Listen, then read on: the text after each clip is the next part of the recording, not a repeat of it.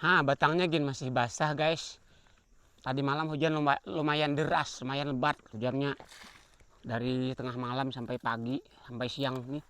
Udah menjelang siang. Tapi batangnya masih basah ya. Tapi cuacanya udah mulai agak panas.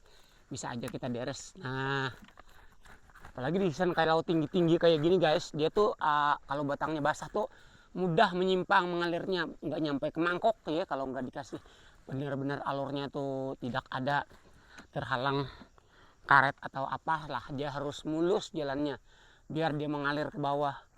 Karena dirisannya ini tinggi tuh, nah tinggi kayak gini dia tuh susah nanti kalau batangnya basah gini, mudah menyimpang.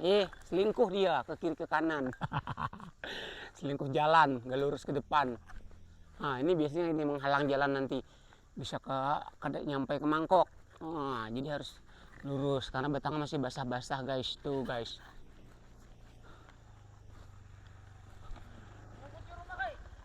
apalagi